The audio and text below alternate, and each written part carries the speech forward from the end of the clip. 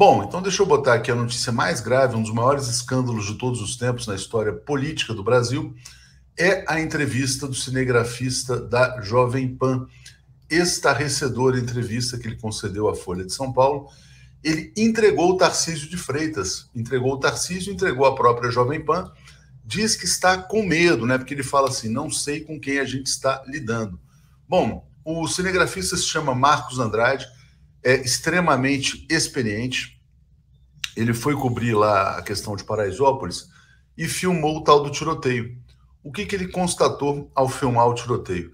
Que agentes policiais à paisana e um agente da ABIN à paisana estavam atirando. Eram eles que estavam atirando. Isso confirma, então, a fala de ontem do Joaquim de Carvalho, que é um repórter que amassa barro, foi ontem a Paraisópolis, vai trazer uma grande reportagem, e o Joaquim fala, olha, foram os seguranças do Tarcísio que atiraram, né? Então não houve atentado. Os seguranças do Tarcísio mataram uma pessoa que estava passando de moto, o nome dele é Felipe. Esse Felipe tem 3 filhos, o Joaquim falou com parentes, né? Então a campanha do Tarcísio, ou o próprio Tarcísio, eles são capazes de matar para chegar ao poder, né? Então eles mataram uma pessoa. Bom, não existe pena de morte no Brasil. Não se sabe se essa pessoa está envolvida com crime ou não. Essa é uma outra questão, né?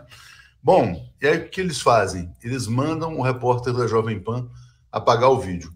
Quando chega essa ordem, eles vão lá para um QG da campanha do Tarcísio e alguém chega para o Marcos Andrade e fala assim, olha, querem falar com você. Ele falou, porra, aí tem coisa estranha. Ele que grava o diálogo, ele grava o áudio a partir do celular dele, né? E aí tem o tal agente da ABIN que manda ele apagar. Ele fala que mandou tudo para a Jovem Pan. O mais grave acontece depois ainda, não. O mais grave, evidentemente, é o assassinato cometido pela campanha do Tarcísio de Freitas.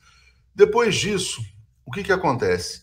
A campanha do Tarcísio liga na Jovem Pan e pede a cabeça do cinegrafista, porque ele não apagou, né? Ele mandou o vídeo integral. Então, a Jovem Pan agora vai ter que se explicar. Cadê o vídeo com a íntegra das imagens, né?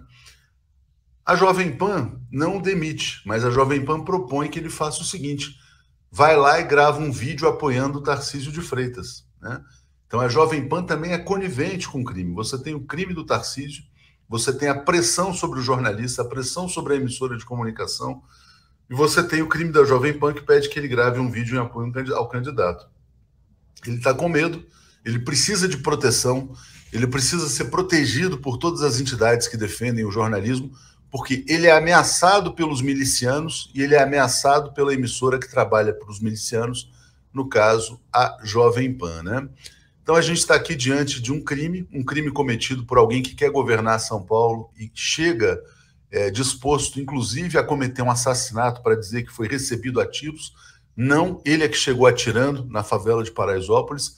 A gente sabia disso, né? Desde o começo, estava claro que era mais um auto-atentado, lembrando outros eventos, né, que podem ter acontecido na história do Brasil, porque esse é o método tradicional da extrema-direita. Tarcísio não pode ser governador de São Paulo, não tem a menor condição moral de governar um estado tão importante quanto São Paulo.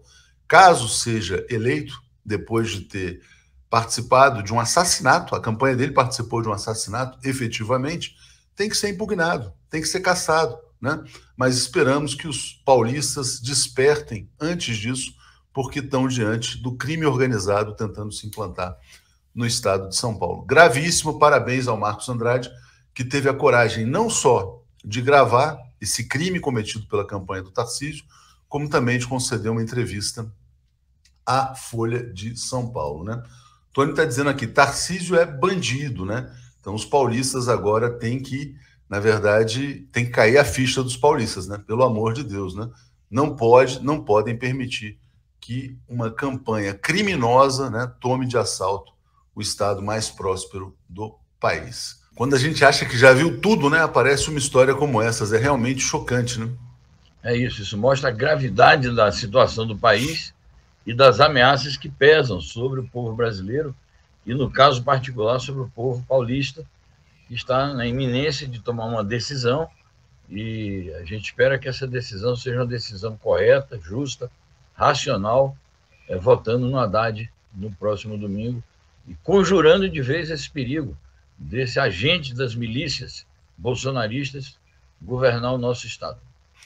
Tem que tirar o chapéu, Zé, também para a investigação da Polícia de São Paulo, porque a Polícia de São Paulo, embora o Rodrigo Garcia apoie o banditismo miliciano, a Polícia de São Paulo não se deixou levar pela farsa, né, de que teria havido um atentado, estão conduzindo uma investigação independente, e agora esse cinegrafista da Jovem Pan, que provavelmente vai ser demitido pela Jovem Pan, porque ele expôs a Jovem Pan, ele precisa de proteção, ele precisa de proteção policial, ele precisa de proteção das entidades de imprensa e precisa de todo como é que eu diria, apreço, né, dos jornalistas, porque ele está defendendo exatamente o trabalho jornalístico nesse caso, né? Enfim.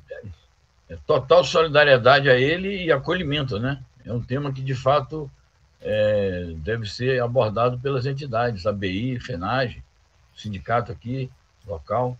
Exatamente. Precisa tomar providências urgentes sobre isso.